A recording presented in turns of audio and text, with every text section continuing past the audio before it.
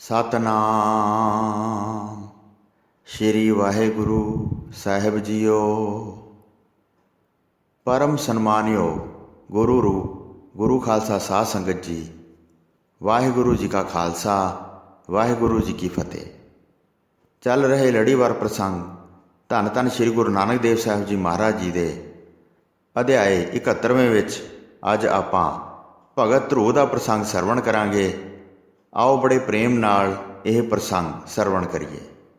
ਸਾਧ ਸੰਗਤ ਜੀ, ਸਿੱਧਾਂ ਨੂੰ ਉਤਾਰ ਕੇ ਗੁਰੂ ਨਾਨਕ ਪਾਤਸ਼ਾਹ ਭਾਈ ਮਰਦਾਨੇ ਨਾਲ ਸੁਮੇਰ ਪਰਬਤ ਲੰਘ ਕੇ ਕਾਫੀ ਉੱਚੇ ਸਥਾਨ 'ਤੇ ਪਹੁੰਚ ਗਏ। ਤਦ ਭਾਈ ਮਰਦਾਨੇ ਨੇ ਪੁੱਛਿਆ, ਹੇ ਨਿਪੁੰਨ ਪ੍ਰਭੂ ਜੀ, ਮੈਨੂੰ ਦੱਸੋ, ਇੱਥੇ ਤਾਂ ਕੋਈ ਤਾਰਾ ਦਿਸਦਾ ਨਹੀਂ ਹੈ।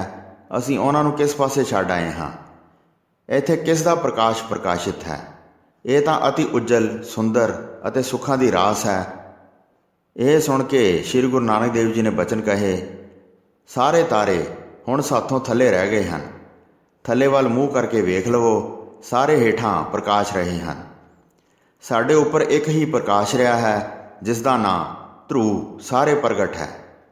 ਉਸ ਦਾ ਹੀ ਇੱਥੇ ਵੱਡਾ ਪ੍ਰਕਾਸ਼ ਹੈ, ਜਿਸ ਨੇ ਛੋਟੀ ਅਵਸਥਾ ਵਿੱਚ ਹੀ ਬੜਾ ਤਪ ਕੀਤਾ ਸੀ। ਸਭ ਤੋਂ ਉੱਪਰ ਉਸ ਦਾ ਨਿਸ਼ਚਲ ਰਾਜ ਹੈ, ਚੰਗੀ ਸ਼ੋਭਾ ਸਮੇਤ ਇੱਥੇ ਬਿਰਾਜ ਰਿਹਾ ਹੈ। ਵਡਭਾਗੀ ਭਾਈ ਮਰਦਾਨਾ ਜੀ ਬੋਲੇ, ਕਥਾ ਸੁਣਨ ਦੀ ਜਿਨ੍ਹਾਂ ਵਿੱਚ ਰੁਚੀ ਜਾਗੀ ਸੀ। ਹੇ ਗੁਰੂ ਜੀ, ਇਹ ਸਾਰਾ ਪ੍ਰਸੰਗ ਜਿਹੜਾ ਵਾਪਰਿਆ ਹੈ, ਉਹ ਥਾਂ ਤਾਂ ਬਹੁਤ ਉੱਚਾ ਹੈ। ਛੋਟੀ ਉਮਰ ਵਿੱਚ ਹੀ ਉਸਨੇ ਕਿਸ ਕਾਰਨ ਤਪ ਕੀਤਾ ਸੀ? ਕਿਸ ਵਿਪਤਾ ਨੂੰ ਦੂਰ ਕਰਨ ਵਾਸਤੇ ਉਸਨੇ ਪ੍ਰਭੂ ਨੂੰ ਪ੍ਰਸੰਨ ਕੀਤਾ ਸੀ? ਇਹ ਸਾਰਾ ਕੁਝ ਮੈਨੂੰ ਸੁਣਾਓ, ਫਿਰ ਚੱਲ ਕੇ ਉਹ ਥਾਂ ਵੇਖਦੇ ਹਾਂ। ਇਸ ਪ੍ਰਕਾਰ ਦੇ ਵਚਨ ਸੁਣ ਕੇ ਗੁਰੂ ਜੀ ਬੋਲੇ, ਧਰੂ ਭਗਤ ਦਾ ਸਾਰਾ ਪ੍ਰਸੰਗ ਸੁਣੋ, ਪੂਰੇ ਉਤਸ਼ਾਹ ਨਾਲ ਸਰਵਣ ਕਰੋ। ਪਿਛਲੇ ਸਮੇਂ ਵਿੱਚ ਇੱਕ ਰਾਜਾ ਹੋਇਆ ਹੈ, ਜਿਸ ਦਾ ਸੰਭੂ ਮੁਣ ਨਾਮ ਸੀ। ਉਸ ਦੀ ਇਸਤਰੀ ਦਾ ਨਾਂ ਸੰਤਰੂਪਾ ਸੀ। ਉਸ ਇਸਤਰੀ ਤੋਂ 2 ਪੁੱਤਰ ਪੈਦਾ ਹੋਏ। ਪ੍ਰਿਆਬ੍ਰਤ ਨਾਮੀ ਜੱਗ ਵਿੱਚ ਇੱਕ ਮਸ਼ਹੂਰ ਰਾਜਾ ਹੋਇਆ ਹੈ, ਜਿਸ ਦੇ ਰੱਥ ਦੇ ਪਹੀਆਂ ਨੇ ਸਮੁੰਦਰ ਖੋਦਿਆ ਸੀ। ਦੂਸਰਾ ਉਤਾਨਪਾਦ ਨਾਂ ਦਾ ਰਾਜਾ ਸੀ, ਜਿਸ ਦਾ ਭੂਮੀ 'ਤੇ ਵਿਸ਼ਾਲ ਰਾਜ ਸੀ। ਉਸ ਦੇ ਘਰ ਵਿੱਚ 2 ਨਾਰੀਆਂ ਸਨ। ਇੱਕ ਨੂੰ ਉਹ ਪਿਆਰ ਨਹੀਂ ਸੀ ਕਰਦਾ ਅਤੇ ਇੱਕ ਨੂੰ ਉਹ ਆਪਣੇ ਪ੍ਰਾਣਾਂ ਨਾਲੋਂ ਵੀ ਪਿਆਰੀ ਸਮਝਦਾ ਸੀ। ਉਹ ਆਪਣੀ ਰੁਚੀ ਅਨੁਸਾਰ ਇਸ ਤਰ੍ਹਾਂ ਵਸਦੀ ਸੀ, ਮਾਨੋ ਉਸ ਰਾਜੇ ਨੂੰ ਮੁੱਲ ਖਰੀਦ ਲਿਆ ਹੋਵੇ। ਦੂਸਰੀ ਸੁਨੀਤਾ, ਜਿਸ ਨਾਲ ਰਾਜਾ ਪਿਆਰ ਨਹੀਂ ਸੀ ਕਰਦਾ, ਉਸ ਦੇ ਘਰ ਧਰੂ ਨਾਮੀ ਪੁੱਤਰ ਪ੍ਰਗਟ ਹੋਇਆ। ਜਦ ਧਰੂ ਦੀ 5 ਸਾਲ ਦੀ ਉਮਰ ਹੋਈ ਤਾਂ ਇੱਕ ਦਿਨ ਉਹ ਉੱਥੇ ਗਿਆ ਜਿੱਥੇ ਉਸ ਦੇ ਪਿਤਾ ਬੈਠੇ ਹੋਏ ਸਨ। ਰਾਜੇ ਨੇ ਪਿਆਰ ਕਰਕੇ ਉਸ ਨੂੰ ਗੋਦ ਵਿੱਚ ਬਿਠਾ ਲਿਆ। ਧਰੂ ਹਿਰਦੇ ਵਿੱਚ ਬੜਾ ਪ੍ਰਸੰਨ ਹੋ ਕੇ ਪਿਤਾ ਜੀ ਪਾਸ ਬੈਠ ਗਿਆ। ਉਸ ਵੇਲੇ ਉਸ ਦੀ ਮਤਰੇਈ ਮਾਂ ਆਈ। ਆਪਣੀ ਸ਼ੌਂਕਣ ਦੇ ਪੁੱਤਰ ਨੂੰ ਵੇਖ ਕੇ ਉਹ ਬਹੁਤ ਗੁੱਸੇ ਵਿੱਚ ਆਈ। ਬੜੇ ਜ਼ੋਰ ਨਾਲ ਫੜ ਕੇ ਉਸਨੇ ਧਰੂ ਨੂੰ ਪਿਤਾ ਦੀ ਗੋਦ ਵਿੱਚੋਂ ਉਠਾ ਦਿੱਤਾ। ਫਿਰ ਬੜੀ ਸਖਤੀ ਨਾਲ ਮੁਖ ਤੋਂ ਬੋਲੀ, ਹੇ ਬਾਲਕ, ਪਿਤਾ ਦੀ ਗੋਦ ਵਿੱਚ ਬੈਠਣ ਦਾ ਤੇਰਾ ਕੋਈ ਅਧਿਕਾਰ ਨਹੀਂ ਹੈ। ਜੇ ਇਹ ਪਦਵੀ ਲੈਣ ਦੀ ਤੇਰੀ ਇੱਛਾ ਹੈ ਤਾਂ ਕਠਨ ਜਪ ਤਪ ਕਰੋ, ਵਰਤ ਸਾਧਨਾ ਕਰਕੇ ਫਿਰ ਆਪਣਾ ਸਰੀਰ ਛੱਡ ਦਿਓ ਅਤੇ ਫਿਰ ਮੇਰੇ ਪੇਟ ਵਿੱਚੋਂ ਜਨਮ ਲੈ ਕੇ ਵਡਭਾਗੀ ਹੋ ਜਾਓ। ਤਦ ਤੂੰ ਰਾਜ ਨੂੰ ਪ੍ਰਾਪਤ ਕਰ ਲੈਣਾ।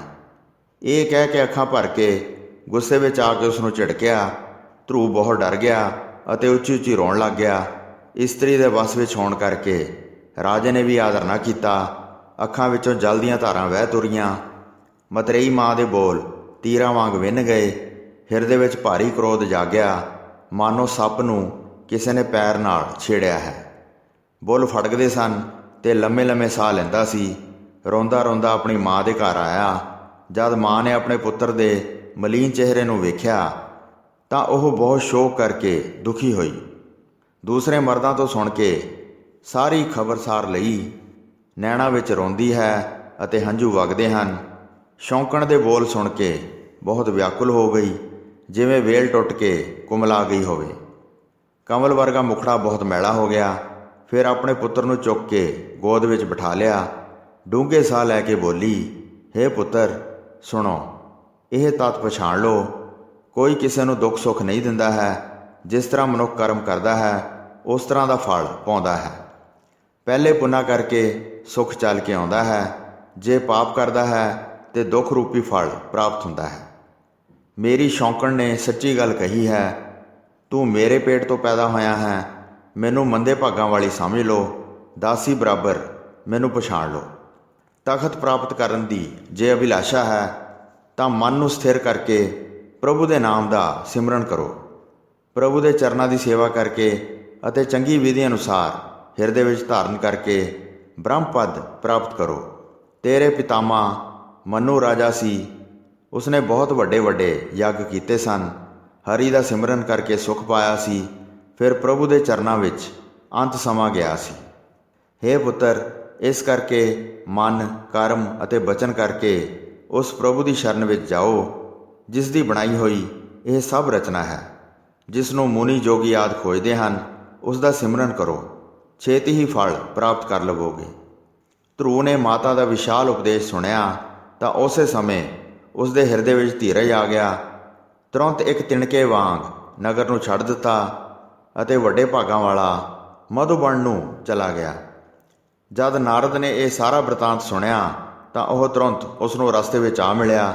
ਰਿਖਿਆਂ ਦੇ ਰਾਜੇ ਨਾਰਦ ਨੇ ਧਰੂ ਦੇ ਮਨ ਦੀ ਗੱਲ ਜਾਣ ਕੇ ਬੜੇ ਪ੍ਰੇਮ ਨਾਲ ਉਸ ਦੇ ਸਿਰ ਨੂੰ ਹੱਥ ਨਾਲ ਪਲੋਸਿਆ। ਬਾਲ ਉਮਰ ਹੈ ਅਤੇ ਬੜਾ ਨਰਮ ਸਰੀਰ ਹੈ। ਮਤਰੇਈ ਮਾਂ ਦੇ ਬਚਨ ਸੁਣ ਕੇ ਹਿਰਦੇ ਵਿੱਚ ਬੜੀ ਪੀੜ ਹੋਈ ਹੈ। ਨਾਰਦ ਨੇ ਬੜੇ ਪ੍ਰਸੰਨ ਹੋ ਕੇ ਆਪਣੇ ਮੁਖ ਤੋਂ ਬਚਨ ਕਹੇ, ਹੇ ਬਾਲਕ, ਤੇਰੀ ਉਮਰ ਆਦਰ ਅਨਾਦਰ ਦੀ ਪਰਵਾਹ ਕਰਨ ਵਾਲੀ ਨਹੀਂ ਹੈ। ਖਾਣ ਪੀਣ, ਖੇਡਣ ਮਲਣ ਅਤੇ ਮੌਜ ਮਾਣਨ ਦੀ ਉਮਰ ਹੈ। ਇਹਨਾਂ ਤੋਂ ਤੂੰ ਕਿਉਂ ਬੇਮੁਖ ਹੋਣਾ ਚਾਹੁੰਦਾ ਹੈ? ਜੇ ਹੁਣੇ ਗਿਆਨ ਪ੍ਰਾਪਤ ਕਰਨ ਦੀ ਇੱਛਾ ਧਾਰਨ ਕਰ ਲਈ ਹੈ ਤਾਂ ਮੇਰੀ ਇੱਕ ਮਰਿਆਦਾ ਦੀ ਗੱਲ ਸੁਣੋ। ਜਦ ਪ੍ਰਾਣੀ ਨੂੰ ਗਿਆਨ ਉਪਜਦਾ ਹੈ, ਫਿਰ ਦੁਸ਼ਮਣ, ਮਿੱਤਰ, ਦੁੱਖ ਅਤੇ ਸੁੱਖ ਸਭ ਬਰਾਬਰ ਹੋ ਜਾਂਦੇ ਹਨ। ਤਪ ਕਰਨ ਬਾਅਦ ਤੇਰਾ ਇਹ ਹਾਲ ਹੋਵੇਗਾ। ਇਸ ਲਈ ਪਿੱਛੇ ਮੁੜ ਜਾਓ ਤੇ ਘਰ ਵਿੱਚ ਜਾ ਕੇ ਰਹੋ। ਜਿੰਨੇ ਸੁੱਖ ਤੈਨੂੰ ਤੇਰੀ ਮਤਰੇਈ ਮਾਂ ਦਿੰਦੀ ਹੈ, ਹੇ ਪੁੱਤਰ, ਓਨੇ ਸੁੱਖ ਜਾ ਕੇ ਭੋਗੋ। ਸੰਤੋਖ ਕਰਕੇ ਘਰ ਵਿੱਚ ਰਹੋ। ਤੂੰ ਹਲੇ ਬਾਲਕ ਹੈ। ਵਣ ਵਿੱਚ ਤੈਨੂੰ ਕਿਸੇ ਪ੍ਰਕਾਰ ਦਾ ਵੀ ਸੁੱਖ ਪ੍ਰਾਪਤ ਨਹੀਂ ਹੋ ਸਕਦਾ। ਜੋ ਤੇਰੀ ਮਾਤਾ ਨੇ ਤੈਨੂੰ ਉਪਦੇਸ਼ ਕੀਤਾ ਹੈ, ਜੇ ਉਹ ਲੈਣਾ ਚਾਹੋਗੇ ਤਾਂ ਵੱਡਾ ਖਤਰਾ ਹੈ।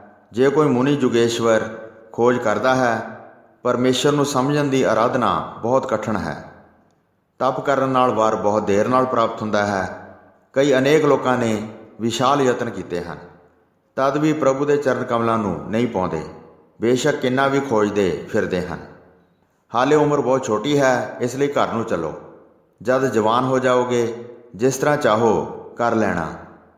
ਮੁਨੀਵਰ ਦੀ ਮਿੱਠੀ ਬਾਣੀ ਸੁਣ ਕੇ ਧਰੂ ਦੋਵੇਂ ਹੱਥ ਜੋੜ ਕੇ ਬੋਲਿਆ, ਤੁਸੀਂ ਹਰ ਤਰ੍ਹਾਂ ਨਾਲ ਸੱਚ ਕਹਿੰਦੇ ਹੋ, ਪਰ ਫਿਰ ਵੀ ਇਹ ਮੇਰੇ ਮਨ ਨੂੰ ਨਹੀਂ ਲੱਗੀ। ਮੈਂ ਮਾੜਾ ਆਦਮੀ ਹਾਂ ਅਤੇ ਅਗਿਆਨੀ ਹਾਂ। ਮਤਰੇਈ ਮਾਂ ਦੇ ਬਚਨ ਮੇਰੀ ਛਾਤੀ ਵਿੱਚ ਧੁਖ ਰਹੇ ਹਨ। ਕਠੋਰ ਸ਼ਬਦ ਸੁਣ ਕੇ ਮੇਰਾ ਹਿਰਦਾ ਦੁਖ ਰਿਹਾ ਹੈ। ਪਿੱਛੇ ਮੁੜਨ ਦੀ ਮੇਰੀ ਕੋਈ ਇੱਛਾ ਨਹੀਂ ਹੈ। ਤੁਸੀਂ ਸਦਾ ਹੀ ਪਰਾਏ ਦਾ ਭਲਾ ਕਰਦੇ ਹੋ। ਹੇ ਰਿਖੀ ਜੀ, ਸਭ ਥਾਈਂ ਜਾ ਕੇ ਘੁੰਮੋ ਫਿਰੋ। ਜਿਸ ਪਦਵੀ 'ਤੇ ਮੇਰੇ ਪਿਤਾਮਾ ਪਹੁੰਚੇ ਸਨ, ਉਹ ਪਦਵੀ ਪ੍ਰਾਪਤ ਕਰਨ ਦੀ ਮੇਰੀ ਵੀ ਭਲੀ ਇੱਛਾ ਹੈ। ਇਸ ਕਰਕੇ ਮੈਨੂੰ ਉਹ ਰਸਤਾ ਦੱਸ ਦਿਓ। ਆਪ ਜੀ ਸਦਾ ਹੀ ਕਿਰਪਾ ਨਿਦਾਨ ਹੋ। ਨਾਰਦ ਪਾਸ ਸੂਰਜ ਦੇ ਤੇਜ ਵਰਗਾ ਅਪਾਰ ਗਿਆਨ ਹੈ। ਵੀਣਾ ਹੱਥ ਵਿੱਚ ਫੜ ਕੇ ਭਾਰੀ ਸੁੱਖ ਪ੍ਰਾਪਤ ਕਰਦਾ ਹੈ। ਧਰੂ ਦੇ ਬਚਨ ਸੁਣ ਕੇ ਸਮਝਿਆ ਕਿ ਇਸ ਦੇ ਹਿਰਦੇ ਵਿੱਚ ਪੱਕੀ ਸ਼ਰਧਾ ਹੈ। ਮੁਨੀ ਦੀ ਪ੍ਰਸੰਨਤਾ ਬਹੁਤ ਵੱਧ ਗਈ। ਕਹਿਣ ਲੱਗਾ, ਮੈਂ ਚੰਗੀ ਤਰ੍ਹਾਂ ਪਰਖਿਆ ਹੈ। ਹੇ ਬਾਲਕ, ਤੇਰੇ ਹਿਰਦੇ ਦੀ ਸ਼ਰਧਾ ਪੱਕੀ ਹੈ। ਤੇਰੀ ਮਾਤਾ ਨੇ ਜਿਵੇਂ ਸਭ ਗੱਲ ਕਹੀ ਸੀ, ਕਲਿਆਣਕਾਰੀ ਪੰਥ ਉਸਨੇ ਪਹਿਚਾਣਿਆ ਹੈ। ਸ਼੍ਰੀ ਕਰਤਾਰ ਸਾਰੇ ਗੁਣਾਂ ਦੀ ਖਾਨ ਹਨ। ਉਹਨਾਂ ਦਾ ਮਨ, ਕਰਮ ਅਤੇ ਬਚਨ ਕਰਕੇ ਸਿਮਰਨ ਕਰੋ। ਧਰਮ, ਅਰਥ, ਕਾਮ ਅਤੇ ਮੁਕਤੀ ਜਿਹੜਾ ਮਨੁੱਖ ਕਿਸੇ ਦੋਖ ਤੋਂ ਬਗੈਰ ਪ੍ਰਾਪਤੀ ਕਰਨਾ ਚਾਹੁੰਦਾ ਹੈ। ਇਸ ਲਈ ਇੱਕ ਵਾਸਦੇਵ ਦੀ ਸ਼ਰਨ ਫੜ ਲਓ। ਹੋਰ ਕਿਸੇ ਉਪਾਅ ਕਰਨ ਨਾਲ ਵਰ ਪ੍ਰਾਪਤ ਨਹੀਂ ਹੁੰਦਾ। ਹੁਣ ਮਧੂਬਨ ਜਮਨਾ ਦੇ ਕਿਨਾਰੇ ਚਲੇ ਜਾਓ ਤੇ ਯਥਾਯੋਗ ਆਸਨ ਲਾਓ। ਭਲੀ ਵਿਧੀ ਅਨੁਸਾਰ ਪ੍ਰਾਣਾਯਾਮ ਦੀ ਸਾਧਨਾ ਕਰੋ। ਹਿਰਦਾ ਨਰਮ ਅਤੇ ਪ੍ਰਸੰਨ ਹੋ ਜਾਏਗਾ। ਫਿਰ ਪੂਰੇ ਪ੍ਰਭੂ ਦਾ ਧਿਆਨ ਧਰੋ, ਜੋ ਸਿਆਮੋ ਸਰੂਪ ਅਤੇ ਅਨੁਪਮ ਸੁੰਦਰ ਹੈ। ਬਹੁਤ ਯਤਨ ਕਰਕੇ ਉਸ ਦਾ ਧਿਆਨ ਧਾਰਨ ਕਰੋ। ਮਨ ਨੂੰ ਰੋਕ ਕੇ ਸਾਵਧਾਨ ਕਰੋ। ਗੋਪ ਮੰਤਰ ਤੈਨੂੰ ਦੱਸ ਦਿੰਦਾ ਹਾਂ। 7 ਦਿਨ ਜਿਸ ਨੂੰ ਚੰਗੀ ਤਰ੍ਹਾਂ ਪੜ੍ਹੋ, ਸਭ ਦੇਵਤੇ ਫਿਰ ਤਤਕਾਲ ਦਿਖਾਈ ਦੇਣਗੇ। ਮਨ ਇੱਛਤ ਵਿਸ਼ਾਲ ਸੁੱਖ ਪ੍ਰਾਪਤ ਕਰੇਗਾ। ਧਰੂ ਨੇ ਸਭ ਕੁਝ ਚੰਗੀ ਤਰ੍ਹਾਂ ਆਪਣੇ ਕੰਨਾਂ ਨਾਲ ਸੁਣਿਆ। ਫਿਰ ਚਰਨਾਂ 'ਤੇ ਨਮਸਕਾਰ ਕਰਕੇ ਵਣ ਨੂੰ ਚਲਾ ਗਿਆ। ਮਧੂਬਨ ਵਿੱਚ ਪਹੁੰਚ ਗਿਆ ਅਤੇ ਤਪ ਕਰਨਾ ਆਰੰਭ ਕਰ ਦਿੱਤਾ, ਜਿੱਥੇ ਜਮਨਾ ਦਾ ਪਵਿੱਤਰ ਜਲ ਹੈ। ਫਿਰ ਨਾਰਦ ਚੱਲ ਕੇ ਰਾਜੇ ਦੇ ਪਾਸ ਆਇਆ। ਪੁੱਤਰ ਦਾ ਵਿਯੋਗ ਕਰਕੇ ਜਿਸ ਦਾ ਚਿਹਰਾ ਮੁਰਝਾ ਗਿਆ ਸੀ, ਰਿਖੀ ਨੂੰ ਵੇਖ ਕੇ ਰਾਜੇ ਨੇ ਆਦਰ ਕੀਤਾ, ਚਰਨ ਪੂਜ ਕੇ ਨਮਸਕਾਰ ਕੀਤੀ। ਫਿਰ ਚਤੁਰ ਨਾਰਦ ਮੁਨੀ ਬੋਲਿਆ, ਹੇ ਭੂਪਤ, ਤੁਹਾਡਾ ਮੁਖੜਾ ਕਿਉਂ ਮੁਰਝਾ ਗਿਆ ਹੈ? ਅੱਜ ਧਰਮ ਅਰਥ ਕਿਉਂ ਵਿਗੜਿਆ ਹੈ? ਨਾਰਦ ਮੁਨੀ ਦੇ ਬਚਨ ਸੁਣ ਕੇ ਰਾਜੇ ਨੇ ਕਿਹਾ, ਹੇ ਮੁਨੀ, ਮੈਂ ਕਾਮੀ ਅਤੇ ਮਾੜੀ ਮੱਤ ਵਾਲਾ ਹਾਂ, ਸਦਾ ਇਸਤਰੀ ਨਾਲ ਲੰਪਟ ਰਿਹਾ ਹਾਂ। 5 ਵਰਸ਼ ਦਾ ਜਿਹੜਾ ਬਾਲਕ ਪੁੱਤਰ ਹੈ, ਉਸ ਨੂੰ ਬਿਨਾਂ ਕਿਸੇ ਅਪਰਾਧ ਦੇ ਛੱਡ ਦਿੱਤਾ ਹੈ। ਹੁਣ ਉੱਠ ਕੇ ਵਣ ਵਿੱਚ ਤਪ ਕਰਨ ਲਈ ਚਲਿਆ ਗਿਆ ਹੈ। ਭੁੱਖਾ ਰਹਿ ਕੇ ਸਰਦੀ ਗਰਮੀ ਵਿੱਚ ਕਿਵੇਂ ਤਪ ਕਰੇਗਾ? ਉਹ ਇੰਨਾ ਭਾਰੀ ਸੰਕਟ ਕਿਵੇਂ ਬਰਦਾਸ਼ਤ ਕਰ ਲਏਗਾ? ਰਾਖੀ ਤੋਂ ਬਗੈਰ ਕੋਈ ਜਾਨਵਰ ਹੀ ਖਾ ਜਾਏਗਾ। ਜਦ ਮੁਨੀ ਨੇ ਅਜਿਹੇ ਤਰਲੇ ਭਰੇ ਬਚਨ ਸੁਣੇ ਤਾਂ ਦੱਸਣ ਹੇਤ ਉਹ ਬੋਲਿਆ, ਹੇ ਰਾਜੇ, ਪੁੱਤਰ ਦੇ ਹੇਤ ਬਾਰੇ ਨਾ ਸੋਚੋ, ਈਸ਼ਵਰ ਸਭ ਥਾਂ ਵਸਦਾ ਹੈ। ਵਣ ਵਿੱਚ ਬਾਲਕ ਭਾਰੀ ਤਪ ਕਰ ਰਿਹਾ ਹੈ, ਲੋਕਪਾਲ ਤੋਂ ਵੀ ਉੱਚਾ ਅਧਿਕਾਰੀ ਹੋਵੇਗਾ। ਥੋੜ੍ਹਿਆਂ ਦਿਨਾਂ ਬਾਅਦ ਤੁਹਾਡੇ ਪਾਸ ਆਵੇਗਾ। ਜੱਗ ਵਿੱਚ ਉਹ ਸ੍ਰੇਸ਼ਟ ਜਸ ਪ੍ਰਕਾਸ਼ਿਤ ਕਰੇਗਾ। ਇਹ ਕਹਿ ਕੇ ਮੁਨੀ ਚਲਾ ਗਿਆ। ਰਾਜੇ ਨੇ ਇਹ ਸੋਚ ਕੇ ਆਪਣੇ ਰਾਜ ਦਾ ਖਿਆਲ ਹੀ ਤਿਆਗ ਦਿੱਤਾ। ਧਰੂਵ ਭਾਰੀ ਤਪ ਕਰਨ ਲੱਗਾ। ਤੀਸਰੇ ਦਿਨ ਫਲ ਖਾ ਕੇ ਆਹਾਰ ਕਰਦਾ ਸੀ। ਇਸ ਤਰ੍ਹਾਂ ਪੂਜਾ ਕਰਦਿਆਂ 1 ਮਹੀਨਾ ਬਿਤਾ ਦਿੱਤਾ। ਦੂਸਰੇ ਮਹੀਨੇ ਕੇਵਲ ਘਾਹ ਦੀਆਂ ਤਿੜਾਂ ਹੀ ਖਾਂਦਾ ਸੀ। ਤੀਸਰੇ ਮਹੀਨੇ ਸੁੱਕੇ ਪੱਤੇ ਖਾਣ ਲੱਗ ਗਿਆ। ਸੁੱਕੇ ਪੱਤੇ ਖਾ ਕੇ ਸੁੱਖਾਂ ਦੀ ਰਾਸ ਭਾਵ ਪ੍ਰਭੂ ਦਾ ਸਿਮਰਨ ਕਰਦਾ ਸੀ। ਦਰਖਤ ਦੇ ਸੁੱਕੇ ਪੱਤਿਆਂ ਨੂੰ 9ਵੇਂ ਦਿਨ ਮੁੱਖ ਵਿੱਚ ਪਾਉਂਦਾ ਸੀ। ਜਦ ਚੌਥਾ ਮਹੀਨਾ ਆਇਆ ਤਾਂ 12 ਦਿਨਾਂ ਬਾਅਦ ਖਾਣ ਲੱਗ ਗਿਆ। 5ਵੇਂ ਮਹੀਨੇ ਪੌਣਾਹਾਰੀ ਹੋ ਗਿਆ। ਇੱਕ ਵਾਰੀ ਸਵਾਸਾਂ ਨੂੰ ਜਿੱਤ ਲਿਆ। ਇੱਕ ਪੈਰ 'ਤੇ ਖੜਾ ਹੋ ਕੇ ਬ੍ਰਿਛ ਵਾਂਗ ਗੱਡਿਆ ਗਿਆ। ਸਭ ਪਾਸਿਆਂ ਤੋਂ ਮਨ ਨੂੰ ਰੋਕ ਲਿਆ ਅਤੇ ਆਪਣੇ ਆਪ ਨੂੰ ਸ਼੍ਰੀ ਕਰਤਾਰ ਦੇ ਚਰਨਾਂ ਵਿੱਚ ਲਾ ਦਿੱਤਾ। ਉਸ ਵੱਲ ਧਿਆਨ ਧਰ ਕੇ ਅਡੋਲ ਰਿਹਾ, ਦ੍ਰਿੜਤਾ ਕਰਕੇ ਖੜਾ ਰਿਹਾ। ਸਵਾਸ ਰੋਕ ਕੇ ਜਦ ਇਸ ਤਰ੍ਹਾਂ ਕੀਤਾ ਤਾਂ ਡਗਮਗ ਕਰਦੀ ਸਾਰੀ ਧਰਤੀ ਡੋਲ ਗਈ। ਉਸ ਵੇਲੇ ਸਭ ਦੇ ਸਵਾਸ ਰੁਕ ਗਏ। ਜਗਤ ਵਿੱਚ ਵਿਸ਼ਾਲ ਖਲਬਲੀ ਮਚ ਗਈ। ਉਸ ਵੇਲੇ ਦੇਵਤੇ ਹਰੀ ਦੀ ਸ਼ਰਨ ਗਏ। ਇੱਕ ਮਨ ਹੋ ਕੇ ਬਹੁਤ ਤਰ੍ਹਾਂ ਹਰੀ ਦਾ ਜਸ ਕੀਤਾ। ਕਹਿਣ ਲੱਗੇ, ਹੇ ਈਸ਼ਵਰ, ਸਾਡੇ ਸਵਾਸ ਕਿਉਂ ਰੁਕ ਗਏ ਹਨ? ਜਗਤ ਬਹੁਤ ਦੁਖੀ ਹੋਇਆ ਹੈ, ਉਸ ਨੂੰ ਸੁਖੀ ਕਰੋ। ਸ਼੍ਰੀ ਭਗਵੰਤ ਨੇ ਫੇਰ ਕਿਹਾ, ਤੁਸੀਂ ਭੈ ਨਾ ਕਰੋ, ਤੁਹਾਡੇ ਦੁੱਖਾਂ ਦਾ ਨਾਸ਼ ਹੋ ਜਾਏਗਾ। ਮੇਰੇ ਇੱਕ ਬਾਲ ਭਗਤ ਨੇ ਅਤ 8 ਧਾਰਨ ਕੀਤਾ ਹੈ। ਉਸਨੇ ਭਾਰੀ ਕਠਨ ਤਪੱਸਿਆ ਕੀਤੀ ਹੈ। ਹੁਣ ਮੈਂ ਉਸਦੇ ਪਾਸ ਜਾਵਾਂਗਾ। ਸਾਰਿਆਂ ਦੇ ਰੁਕੇ ਹੋਏ ਸਵਾਸ ਚੱਲ ਪੈਣਗੇ। ਪ੍ਰਭੂ ਦੀ ਇਹ ਬਾਣੀ ਸੁਣ ਕੇ ਦੇਵਤੇ ਚਲੇ ਗਏ। ਜਿੱਥੇ ਜਿੱਥੇ ਉਹ ਰਹਿੰਦੇ ਸਨ, ਉੱਥੇ ਉੱਥੇ ਉਹ ਚਲੇ ਗਏ। ਪ੍ਰਭੂ ਜੀ ਸੱਪ ਦੇ ਵੈਰੀ ਗਰੁੜ 'ਤੇ ਚੜ੍ਹ ਗਏ। ਉੱਥੇ ਆ ਗਏ ਜਿੱਥੇ ਧਰੂਵ ਭਾਰੀ ਤਪ ਕਰ ਰਿਹਾ ਸੀ। ਮਨ ਇੰਦਰੀਆਂ ਇੱਕ ਕਰਕੇ ਅਚਲ ਸਮਾਧੀ ਲਾਈ। ਕੇਵਲ ਪ੍ਰਭੂ ਦੇ ਚਰਨਾਂ ਦੀ ਆਰਾਧਨਾ ਕੀਤੀ। ਹਿਰਦੇ ਵਿੱਚ ਅਨੁਪਮ ਸਰੂਪ ਵਸਾ ਲਿਆ। ਬਾਹਰ ਕੋਈ ਸਰੂਪ ਨਹੀਂ ਵੇਖਦਾ ਸੀ। ਜਦ ਪ੍ਰਭੂ ਨੇ ਧਰੂਵ ਦੇ ਧਿਆਨ ਅੰਦਰ ਦਾ ਰੂਪ ਦੂਰ ਕਰ ਦਿੱਤਾ, ਤਦ ਕਮਲ ਦੇ ਫੁੱਲ ਵਰਗੇ ਨੈਣ ਖੁੱਲ੍ਹੇ। ਉਹ ਸਰੂਪ ਅੰਦਰ ਬਾਹਰ ਵੇਖਿਆ। ਬੜੇ ਪ੍ਰੇਮ ਨਾਲ ਡੰਡੌਤ ਬੰਦਨਾ ਕੀਤੀ। ਫਿਰ ਅੱਖਾਂ ਭਰ ਕੇ ਰੂਪ ਵੇਖਿਆ। ਸ਼੍ਰੀ ਕਰਤਾਰ ਜੀ ਨੂੰ ਪਰਸਣਾ ਚਾਹੁੰਦਾ ਸੀ। ਥੋੜ੍ਹੀ ਮਤ ਹੋਣ ਕਰਕੇ ਉਸਤਤ ਕਰ ਨਹੀਂ ਸੀ ਸਕਦਾ, ਪਰ ਉਸਤਤ ਕਰਨ ਦੀ ਇੱਛਾ ਬੜੀ ਪ੍ਰਬਲ ਸੀ। ਸ਼੍ਰੀ ਪ੍ਰਭੂ ਜੀ ਉਸਦੇ ਹਿਰਦੇ ਦੀ ਗੱਲ ਸਮਝ ਗਏ। ਆਪਣਾ ਸੰਖ ਫੜ ਕੇ ਤਦ ਉਸਦੇ ਮੁਖ ਨੂੰ ਛੁਹਾਇਆ। ਛਿਣ ਪਲ ਵਿੱਚ ਬੁੱਧੀ ਬਹੁਤ ਉੱਜਲ ਹੋ ਗਈ। ਈਸ਼ਵਰ ਅਤੇ ਜੀਵ ਸਭ ਗਿਆਨ ਪਾ ਲਿਆ। ਫਿਰ ਸੁੰਦਰ ਗੁਣ ਵਰਣਨ ਕਰਨ ਲੱਗਾ। ਹਿਰਦੇ ਵਿੱਚ ਭਗਤੀ ਭਾਵਨਾ ਪੂਰਨ ਰਹੇ। ਚਰਨ ਕਮਲਾਂ 'ਤੇ ਬੰਦਨਾ ਸਦਾ ਕਰਦਾ ਰਹਾਂ। ਕਿਰਪਾ ਕਰਕੇ ਮੇਰੀ ਮਤ ਸਦਾ ਇਸ ਤਰ੍ਹਾਂ ਰਹੇ। ਲక్ష్ਮੀ ਦੇ ਪਤੀ ਈਸ਼ਵਰ ਅੰਤਰਜਾਮੀ ਸਰਬ ਅਨੰਤਾ ਜੜ ਜੰਗਮ ਸਭ ਵਿੱਚ ਵਿਆਪਕ ਹਨ। ਆਪ ਹੀ ਸਾਰੀ ਰਚਨਾ ਰਚਦੇ ਹੋ ਤੇ ਆਪ ਹੀ ਫਿਰ ਨਿਆਰੇ ਰਹਿੰਦੇ ਹੋ। ਹੇ ਪ੍ਰਭੂ ਜੀ, ਜਿਹੜੇ ਤੁਹਾਡੇ ਚਰਨਾਂ ਦਾ ਸਿਮਰਨ ਨਹੀਂ ਕਰਦੇ, ਉਹ ਨਰਕ ਵਿੱਚ ਪੈ ਕੇ ਸੰਕਟ ਪਾਉਂਦੇ ਹਨ। ਜਿਹੜੇ ਤੁਹਾਡੇ ਚਰਨਾਂ ਰਮਿੰਦ ਦੇ ਰਸ ਵਿੱਚ ਭਿੱਜੇ ਹੋਏ ਹਨ, ਉਹਨਾਂ ਨੇ ਆਪਣੇ ਮਨ ਭੌਰੇ ਵਰਗੇ ਕਰ ਲਏ ਹਨ। ਉਹ ਬੇਅੰਤ ਸੁੱਖ ਪਾਉਂਦੇ ਹਨ। ਉਹਨਾਂ ਨੂੰ ਕਦੇ ਵੀ ਜੰਮ ਦੀ ਫਾਹੀ ਨਹੀਂ ਪੈਂਦੀ। ਅਜਿਹੇ ਸੰਤਾਂ ਦਾ ਮੈਨੂੰ ਸਤਸੰਗ ਬਖਸ਼ੋ ਜੀ, ਤਾਂ ਕਿ ਮੈਂ ਤੁਹਾਡੇ ਗੁਣ ਸੁਣਾ ਅਤੇ ਬੜੇ ਉਤਸ਼ਾਹ ਨਾਲ ਗਾਇਨ ਕਰਾਂ। ਆਪਣੇ ਸੇਵਕ ਦੇ ਅਜਿਹੇ ਬੋਲ ਸੁਣ ਕੇ ਕਿਰਪਾਲੂ ਪ੍ਰਭੂ ਜੀ ਬਹੁਤ ਪ੍ਰਸੰਨ ਹੋਏ। ਪ੍ਰਭੂ ਜੀ ਬੋਲੇ, ਹੇ ਰਾਜੇ ਦੇ ਪੁੱਤਰ, ਮੈਂ ਤੇਰੇ ਅੰਦਰ ਦੀ ਸਭ ਗੱਲ ਜਾਣ ਲਈ ਹੈ। ਇਸ ਲਈ ਹੁਣ ਸਭ ਤੋਂ ਉੱਚਾ ਪਰਮ ਪਦ ਪ੍ਰਾਪਤ ਕਰੋ, ਜਿੱਥੇ ਅੱਜ ਤੱਕ ਕੋਈ ਵੀ ਦੇਵਤਾ ਜਾਂ ਦੈਂਤ ਨਹੀਂ ਪਹੁੰਚ ਸਕਿਆ। ਸੂਰਜ, 9ਵੇਂ ਗ੍ਰਹਿ, ਚੰਦਰਮਾ, ਨਛੱਤਰ ਸਭ ਹੀ ਤੇਰੀਆਂ ਪਰਿਕਰਮਾ ਕਰਨਗੇ। ਤੇਰੇ ਪਿਤਾ ਜੀ ਤਪ ਕਰਨ ਹਿਤ ਜਦ ਵਣ ਵਿੱਚ ਜਾਣਗੇ ਤਾਂ ਉਹ ਰਾਜ ਤੈਨੂੰ ਸੌਂਪ ਜਾਣਗੇ। 3600 ਵਰਸ਼ ਰਾਜ ਕਰੋ, ਫਿਰ ਆਪਣਾ ਨਿੱਜੀ ਪਦ ਸੁਖ ਸਹਿਤ ਪ੍ਰਾਪਤ ਕਰੋ। ਉੱਤਮ ਨਾਮ ਦਾ ਤੇਰਾ ਜਿਹੜਾ ਭਰਾ ਹੈ ਅਤੇ ਜਿਹੜਾ ਸਦਾ ਸ਼ਿਕਾਰੀਆਂ ਵਾਲੀ ਬਿਰਤੀ ਵਿੱਚ ਰੰਗਿਆ ਰਹਿੰਦਾ ਹੈ, ਉਹ ਜੰਗਲ ਵਿੱਚ ਸ਼ਿਕਾਰ ਖੇਡਣ ਗਿਆ ਮਾਰਿਆ ਜਾਵੇਗਾ। ਉਸ ਨੂੰ ਲੱਭਣ ਵਾਸਤੇ ਜਦ ਉਸ ਦੀ ਮਾਤਾ ਉੱਥੇ ਜਾਵੇਗੀ ਤਾਂ ਜੰਗਲ ਵਿੱਚ ਦਾਵਾ ਨਾਲ ਅਗਨੀ ਕਾਰਨ ਉਹ ਸੜ ਜਾਵੇਗੀ। ਸਾਰਾ ਰਾਜ ਤੁਸੀਂ ਚੰਗੀ ਤਰ੍ਹਾਂ ਕਰੋ, ਮੇਰੀ ਖਾਤਰ ਪ੍ਰੇਮ ਨਾਲ ਯੱਗ ਕਰੋ, ਸਦਾ ਸਿਮਰਨ ਕਰਕੇ ਸੁਖ ਪਾਓ। ਬਾਅਦ ਵਿੱਚ ਉੱਚੀ ਪਦਵੀ ਪ੍ਰਾਪਤ ਕਰੋ, ਜਿਸ ਨੂੰ ਸਾਰੇ ਹੱਥ ਜੋੜ ਕੇ ਵੰਦਨਾ ਕਰਨਗੇ। ਮੇਰੀ ਆਗਿਆ ਪਾ ਕੇ ਨਗਰੀ ਵਿੱਚ ਜਾਓ। ਤੁਹਾਡੇ ਮਾਤਾ ਪਿਤਾ ਹਿਰਦੇ ਵਿੱਚ ਤੁਹਾਨੂੰ ਬਹੁਤ ਪਿਆਰ ਕਰਦੇ ਹਨ। ਇਹ ਕਹਿ ਕੇ ਪ੍ਰਭੂ ਗੋਸਾਈ ਉੱਥੇ ਹੀ ਅੰਤਰ ਧਿਆਨ ਹੋ ਗਏ, ਜਿਨ੍ਹਾਂ ਦੇ ਦਰਸ਼ਨ ਕਰਕੇ ਪਾਪ ਨਸ ਜਾਂਦੇ ਹਨ। ਉਸ ਦੇ ਚਰਨ ਕਮਲਾਂ ਨੂੰ ਸਾਰੇ ਹਿੱਤ ਲਾ ਕੇ ਸੇਵੋ।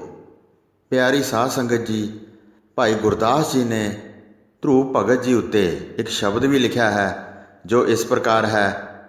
ਇੱਕ ਓੰਕਾਰ ਸਤਿਗੁਰ ਪ੍ਰਸਾਦ, ਧਰੂਪ ਹੱਸਦਾ ਘਰ ਆਇਆ, ਕਰ ਪਿਆਰ ਪਿਓ ਕੁਛੜ ਲੀਤਾ, ਬਾਹੋਂ ਪਕੜ ਉਠਾ ਲਿਆ, ਮਨ ਵਿੱਚ ਰੋਸ ਮਤਰੇਈ ਕੀਤਾ, ਡੁੱਡ ਹੋ ਲਿਕਾ ਮਾਂ ਪੁੱਛੈ, ਤੂੰ ਸਵਾਣੀ ਹੈ ਕਿ ਸੁਰੀਤਾ, ਸਵਾਣੀ ਹਾਂ ਜਨਮ ਦੀ, ਨਾਮ ਨਾ ਭਗਤੀ ਕਰਮ ਦ੍ਰਿੜੀਤਾ, ਕਿਸ ਉਦਮ ਤੇ ਰਾਜ ਮਿਲੈ, ਸਤਰੂ ਤੇ ਸਭ ਹੋਵਣ ਮੀਤਾ, ਪਰਮੇਸ਼ਰ ਆਰਾਧੀਐ, ਜਿੱਦੂ ਹੋਈਐ ਪਤਿਤ ਪੁਨੀਤਾ, ਬਾਹਰ ਚੱਲਿਆ ਕਰਨ ਤਪ, ਮਨ ਬੈਰਾਗੀ ਹੋਏ ਅਤੀਤਾ, ਨਾਰਦ ਮੁਨ ਉਪਦੇਸਿਆ, ਨਾਮ ਨਿਧਾਨ ਅਮਿਓ ਰਸ ਪੀਤਾ, ਪਿੱਛੋਂ ਰਾਜੇ ਸੱਦਿਆ, ਅਬ ਚਲ ਰਾਜ ਕਰੋ ਨਿਤ ਨੀਤਾ, ਹਾਰ ਚਲੇ ਗੁਰਮੁਖ ਜਗ ਜੀਤਾ। ਇਹ ਸ਼ਬਦ ਦਰਬਾਰ ਸਾਹਿਬ ਵਿੱਚ ਕਈ ਵਾਰੀ ਰਾਗੀ ਜਥੇ ਸੰਗਤ ਨੂੰ ਸਰਵਣ ਕਰਵਾਉਂਦੇ ਹਨ। ਸੰਗਤਾਂ ਬੜੇ ਪ੍ਰੇਮ ਨਾਲ ਇਹ ਸ਼ਬਦ ਸੁਣ ਕੇ ਗੁਰੂ ਜੀ ਦੀਆਂ ਖੁਸ਼ੀਆਂ ਪ੍ਰਾਪਤ ਕਰਦੀਆਂ ਹਨ। ਸੋ ਸਾਧ ਸੰਗਤ ਜੀ, ਇੱਥੇ ਸ੍ਰੀ ਗੁਰੂ ਨਾਨਕ ਪ੍ਰਕਾਸ਼ ਗ੍ਰੰਥ ਦੇ ਪਹਿਲੇ ਅੱਧ ਦਾ 71ਵਾਂ ਅਧਿਆਇ ਸਮਾਪਤ ਹੁੰਦਾ ਹੈ। ਪ੍ਰਸੰਗ ਸੁਣਾਉਂਦੇ ਹੋਈਆਂ ਅਨੇਕ ਭੁੱਲਾਂ ਚੁੱਕਾਂ ਦੀ ਖਿਮਾ ਬਖਸ਼ਣੀ ਜੀ। ਵਾਹਿਗੁਰੂ ਜੀ ਕਾ ਖਾਲਸਾ, ਵਾਹਿਗੁਰੂ ਜੀ ਕੀ ਫਤਿਹ।